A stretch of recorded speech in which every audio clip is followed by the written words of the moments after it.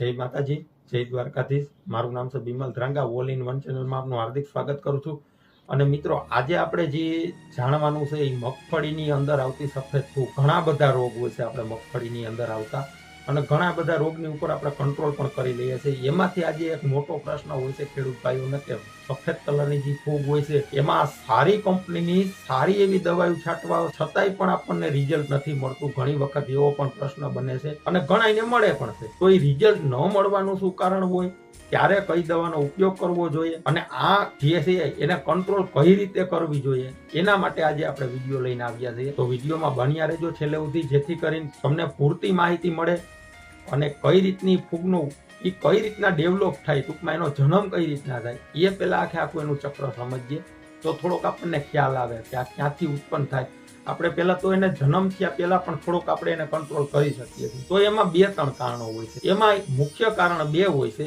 હું તમને એ પણ જણાવું કે મુખ્ય કઈ કારણો હોય અને એની ઉપર કઈ કઈ પ્રકારની દવા આપણે છંટકાવ કરીએ તો એના સારા રિઝલ્ટ મળી શકે, સારા રિઝલ્ટ મળી શકે। 100% રિઝલ્ટ મળે એવી કોઈ દવા અત્યાર સુધીમાં આપણે કોઈ પણ તમે બ્રાન્ડ લઈ ગયો, પેલા હું તમને એક ફોટો બતાવું જે તમારે કાર્ટૂન રૂપે જોયું હોય, જે તમને મગજમાં ટૂંકમાં એક આમ છે ને કેમ થાય કે આ દવા મેં છંટકાવ કરેલો છે એટલે મારા ખેતરમાં ફૂગ આવે નહીં।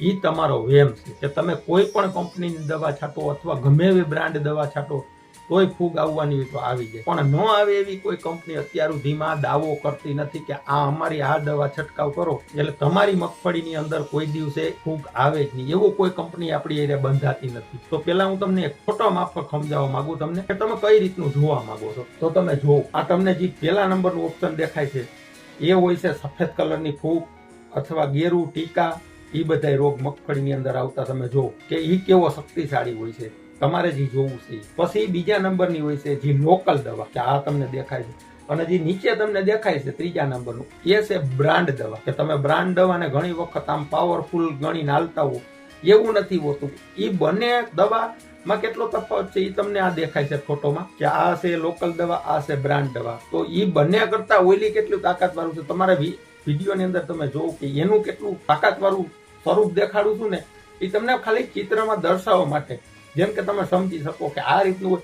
હવે આ જે પેલા નંબરનું છે એને 2 માંથી એકેય નથી પૂછવાના, તમને તમારી નજર પ્રમાણે કે એ પહોંચી જ નથી શકવાના। ઓલું તો બહુ શક્તિશાળી છે, એને કોઈનો પાવરની જરૂર નથી પડે, એ તો એના ખુદના પાવરથી જે હાલતું હોય, એને એકેય દવા પૂગી શકે એવી પોઝિશન જ નથી। અત્યાર સુધીમાં આપણે એકેય દવા એવી નથી કે એની ઉપર 100% નિયંત્રણ કરી શકે। તમે વિડીયોમાં જોયું ને એ જ રીતે। તો એના માટે આપણે પેલા તો જે છે અથવા એના કઈ રીતના આવે એ પેલા તો એનું આખું જીવન ચક્ર સમજવું જોઈએ, ત્યારબાદ એની દવાનું કોઈ પણ તમે છે ને એની માથે નિર્ણય લઈ શકો કે હવે આની ઉપર આપણે કઈ દવા છંટકાવ કરવી જોઈએ।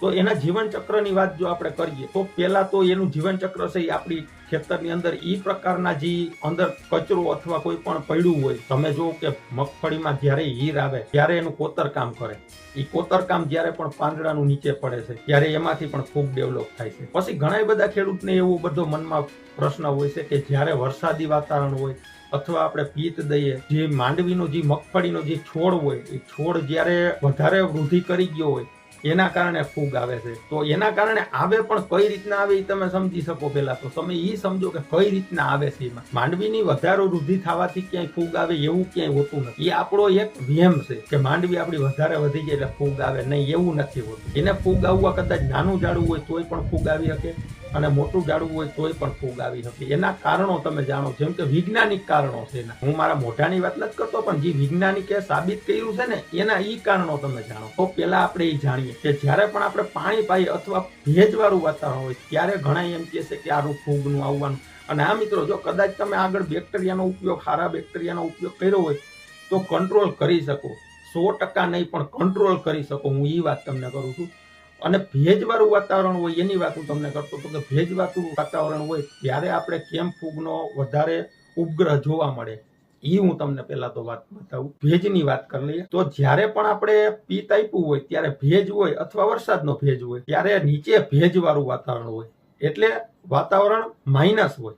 રાત્રિના આપણે જોઈએ ને તો વાતાવરણ માઇનસ હોય, દાખલા તરીકે એની નીચેનું જે જમીન છે, જે મગફળીનું છોડ છે એ બહુ ઠંડુ હોય। પછી દિવસના જ્યારે વરસાદી વાતાવરણ થાય અથવા તડકો તપે એકદમ, એટલે વાતાવરણ ઉપરથી ગરમ થાય ઠંડુ થાય, ગરમ થાય ઠંડુ થાય, એ પ્રક્રિયા ચાલુ રહીએ 2-3 દિવસ. એટલે આપણી મગફળીમાં પેલું કારણ એ હોય છે કે ફૂગનો ઉત્પન્ન થાય છે. કેમ કે ફૂગને જે જોતું હોય ને એ વાતાવરણ એને મળી જાય છે.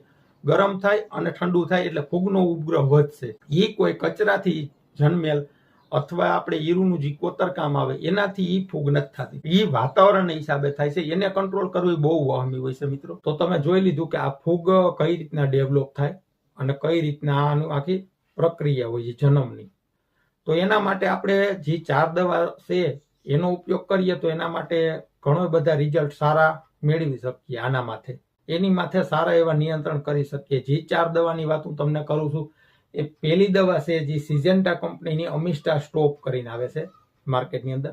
જે બીજી દવા છે એ છે અદામા કંપનીની જે છે એ કસ્ટોડી કરીને છે, જે તમે બીજા નંબરની જોશો એ દવા. જે ત્રીજા નંબરની જે દવા છે તમે ઘણી વખત એનું નામ સાંભળ્યું જ હશે કે જે BSF કંપનીની પ્રાયોક્સર કરીને આવે છે. આ દવા પણ ઘણી વખત તમે ઉપયોગ કર્યો હોય છે અથવા તમે નામ સાંભળ્યું હોય છે.